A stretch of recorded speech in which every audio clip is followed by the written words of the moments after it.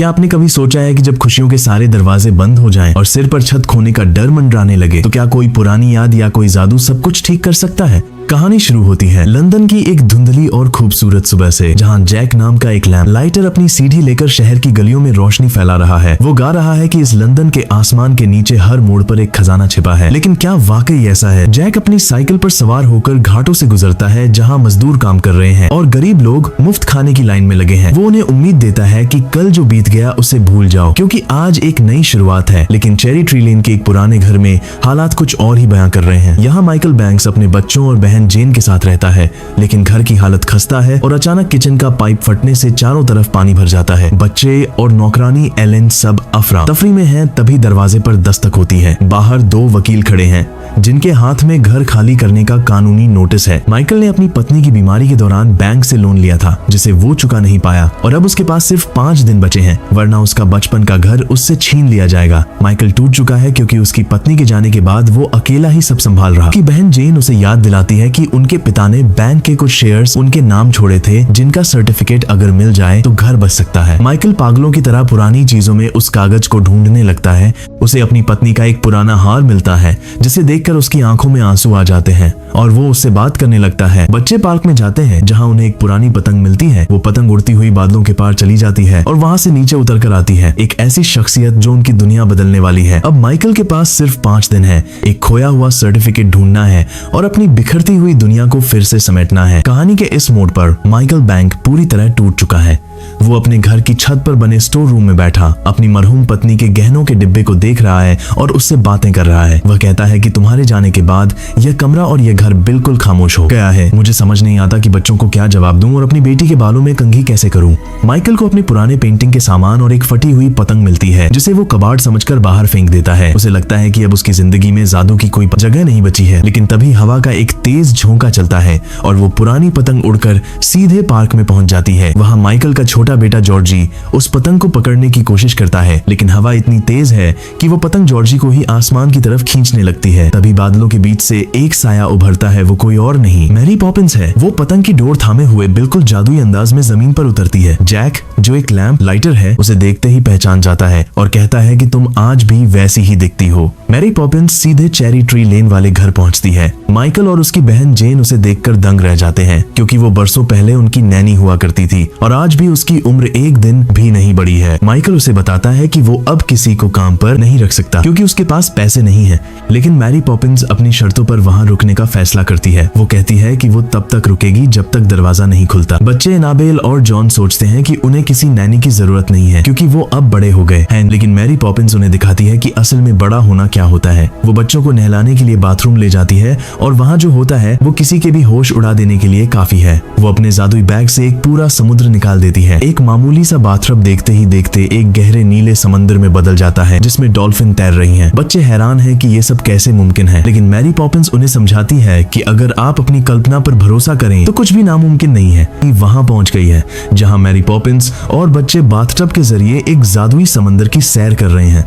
वहां रबर की बत्तख बस जितनी बड़ी है और घर के वही लोग अजीबोगरीब अंदाज में पानी के नीचे नजर आ रहे हैं। लेकिन जैसे ही बच्चे वापस हकीकत में आते हैं, वे देखते हैं कि उनके पिता माइकल और बुआ जेन बैंक के शेयर्स वाले सर्टिफिकेट को पागलों की तरह ढूंढ रहे हैं। माइकल को लगता है कि सब खत्म हो गया है, पर तभी जेन को याद आता है कि उनके पिता का बैंक में एक लॉकर था। अगले दिन भारी बारिश में वे बैंक जाते हैं, लेकिन वहां भी उन्हें खाली हाथ लौटना पड़ता है। बैंक का नया मालिक मिस्टर विल्किंस ऊपर से तो बहुत नेक इंसान लगता है, लेकिन असल में वही इस पूरे घर को हड़पने की साजिश रच रहा है। वो बच्चों के सामने तो हमदर्दी जताता है, पर उनके जाते ही बैंक के लेजर से माइकल के पिता वाला पेज फाड़कर आग में झोंक देता है। इधर घर पर बच्चे अपनी माँ की याद में रखे एक कीमती रॉयल डाल्टन चीनी मिट्टी के कटोरे को लेकर आपस में लड़ने लगते हैं और वो कटोरा टूट जाता है। मैरी पॉपिंस उन्हें डांटने के बजाय उस टूटे हुए कटोरे को गोल घुमाती है और अचानक कमरे में जादुई पत्तियां उड़ने लगती हैं। जब धूल जमती है तो बच्चे खुद को उस कटोरे के अंदर की एनिमेटेड दुनिया में पाते हैं। वहाँ सब कुछ कार्टून जैसा है, लेकिन बच्चे और मैरी पॉपिंस बिल्कुल असली हैं। वहाँ उन्हें मिलता है शामस नाम का एक कुत्ता जो बग्घी चला रहा है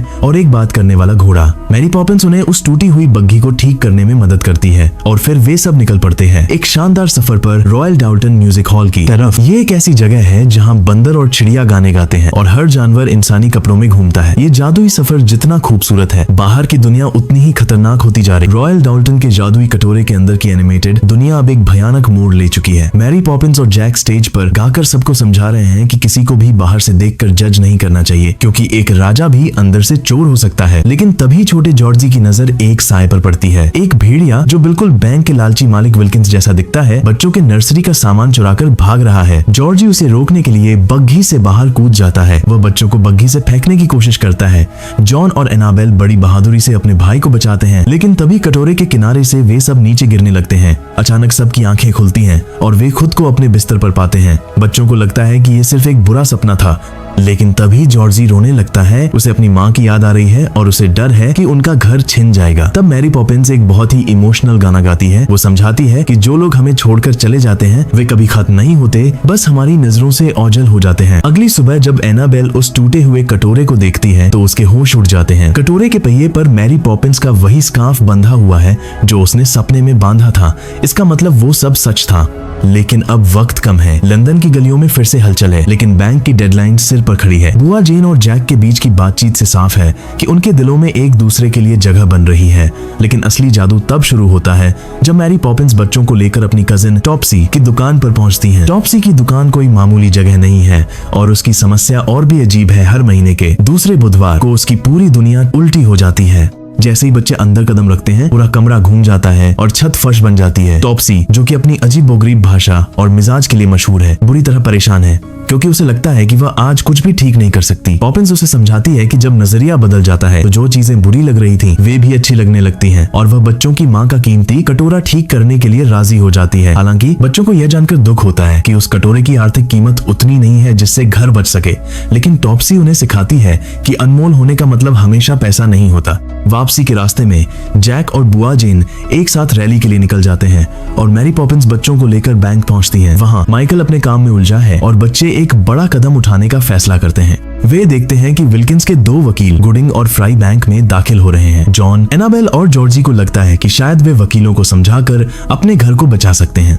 मैरी पॉपिंस सूचना डेस्क पर व्यस्त हैं और अपनी परछाई में बच्चों को देख रही हैं, जबकि बच्चे धीरे से उनकी नजरों से बचकर बैंक की सीढ़ियों की तरफ निकल जाते हैं। बच्चों को लगता है कि वे आज नहीं तो कभी नहीं के इरादे से घर बचा लेंगे, पर क्या उन्हें पता है कि वे सीधे शेर की मांग में जा रहे हैं। बैंक की ऊंची दीवारों के पीछे विल्किंस का असली चेहरा छिपा है और बच्चे अब उसी के करीब पहुंच रहे हैं। बैंक के अंदर बच्चे अनजाने में विल्किंस की असलियत सुन लेते हैं कि वह जानबूझकर माइकल का घर छीनना चाहता है। जब जॉर्जी गुस्से में विल्किंस को भेड़िया कहता है, उसे रोकने की कोशिश करता है तो बैंक में हंगामा खड़ा हो जाता है। माइकल, जो पहले से ही कर्ज और काम के दबाव में है, अपने बच्चों पर बुरी तरह बरस पड़ता है। उसे लगता है कि बच्चों की इस बदतमीजी की वजह से उसकी नौकरी भी जा सकती है। वह विल्किंस की चिकनी चुपड़ी बातों में आ जाता है और बच्चों को घर ले जाने का आदेश देता है। बच्चे डरे हुए और उदास हैं। उन्हें लगता है कि उन्होंने सब कुछ और खराब कर दिया है। तभी कोहरे के बीच से जैक एक मसीहा बनकर आता है। वे अपनी सीढ़ियों और लैंप पोस्ट के साथ एक अद्भुत डांस करते हैं जो बच्चों का हौसला वापस जगा देता है। लेकिन जब वे घर 17 चेरी ट्री लैन पहुंचते हैं तो माइकल का गुस्सा अभी भी शांत नहीं हुआ है। वह मैरी पॉपिंस को भी दोषी ठहराता है। लेकिन जब माइकल पूरी तरह टूट जाता है और रोते हुए कहता है कि माँ के जाने के बाद सब बिखर गया है, तब बच्चे उसे वही सबक सिखाते हैं जो मैरी पॉपिंस ने उन्हें सिखाया था। जॉर्जी और बाकी बच्चे मिलकर गाते हैं कि उनकी माँ कहीं नहीं गई है। ये सुनकर माइकल की आंखें खुल जाती हैं। उसे समझ आता है कि जिस वक्त वह बच्चों को संभालने की कोशिश कर रहा था, असल में बच्चे उसे संभाल रहे थे। वह बच्चों को गले लगा लेता है। मैरी पॉपिंस एक किनारे खड़ी होकर ये सब देख रही हैं।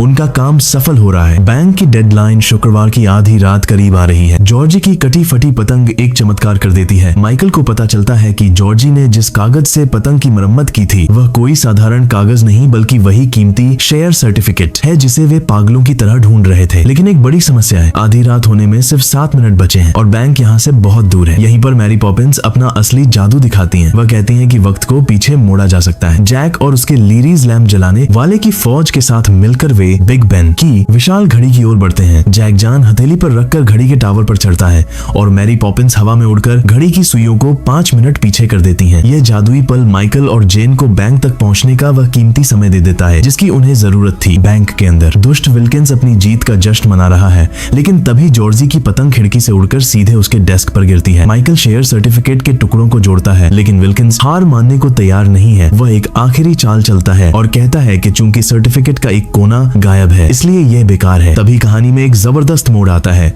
पुराने बैंक मालिक मिस्टर डॉस जूनियर कमरे में दाखिल होते हैं। वे विल्किंस को रंगे हाथों पकड़ लेते हैं और बताते हैं कि उन्हें विल्किंस की सारी काली करतूतों का पता चल चुका है। वे विल्किंस को बैंक से बेदखल कर देते हैं और माइकल को बताते हैं कि उसका घर अब सुरक्षित है। न केवल उसका घर बच गया है बल्कि उन पुरानी पूंजी टपन्स ने सालों में इतना मुनाफा कमाया है कि माइकल अब आर्थिक रूप से भी सुरक्षित है।